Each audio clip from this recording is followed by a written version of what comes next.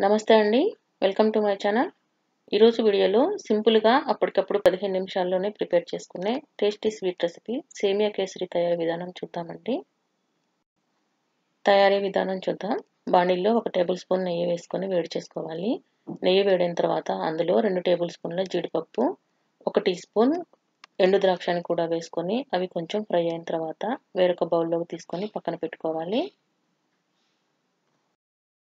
మిగిలి ఉన్న నెయ్యిలో 1 కప్పు సేమియాను కూడా వేసుకొని సేమియా కొంచెం కలర్ చేంజ్ అయ్యే వరకు లో ఫ్లేమ్ మీద కలుపుకుంటూ ఫ్రై చేసుకోవాలి. సేమియాని ఇలా లో ఫ్లేమ్ మీద గోల్డెన్ బ్రౌన్ కలర్ వచ్చే వరకు ఫ్రై చేసుకొని వీటిని వేరే ప్లేట్లో తీసుకొని పక్కన పెట్టుకోవాలి. సేమియాని ఏ కప్పుతో అయితే కొలుచుకున్నామో అదే కప్పుతో 1 కప్పు సేమియాకి 2 కప్పుల చొప్పున నీళ్ళను పోసుకొని వేడి చేసుకోవాలి. ఇందులోనే నేను కలర్ కోసం చిటికెడు సాఫ్రాన్ ఫుడ్ కలర్‌ని వేసుకుంటున్నానండి. ఇది ఆప్షనల్. ఇష్టం లేని వాళ్ళు స్కిప్ చేసుకోవచ్చు. మూత పెట్టుకొని ఈ నీళ్ళని బాగా మరిగించుకోవాలి. నీళ్ళు ఇలా బాగా మరుగుతున్నప్పుడు ఇందులో మనం ముందుగా ఫ్రై చేసి పెట్టుకున్న సేమియా వేసుకొని మీడియం ఫ్లేమ్ మీద 7 నుండి 8 నిమిషాలు ఉడికించుకుంటే సరిపోతుందండి. సేమియా చక్కగా మెత్తగా ఉడుకుతుంది. సేమియా పూర్తిగా ఉడికిన తర్వాతనే పంచదారను వేసుకోవాలండి.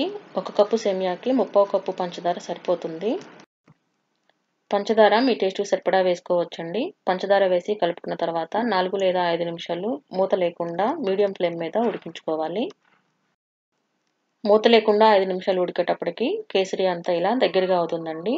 ఇప్పుడు ఇందులో 1/2 స్పూన్ యాలకుల పొడి, ముందుగా వేయించి పెట్టుకున్న డ్రై ఫ్రూట్స్, 1 టేబుల్ స్పూన్ నెయ్యిని కూడా వేసుకొని హై ఫ్లేమ్ మీద మరొక నిమిషం ఉడికించుకోవాలి.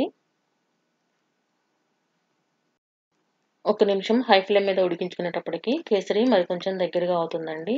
కన్సిస్టెన్సీ ఇలా ఉంటే సరిపోతుంది. ఇప్పుడు స్టవ్ ఆఫ్ చేసేసుకొని మూత పెట్టి ఒక 5 నిమిషాలు పక్కన పెట్టుకోవాలి.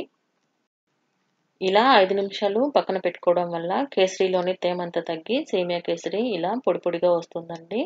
సేమియా కేసరి రెడీ అండి. మరిన్ని టేస్టీ హెల్తీ రెసిపీస్ కోసం ప్లీజ్ నా ఛానల్‌ని సబ్స్క్రైబ్ చేసుకోగలరు. Thanks for watching.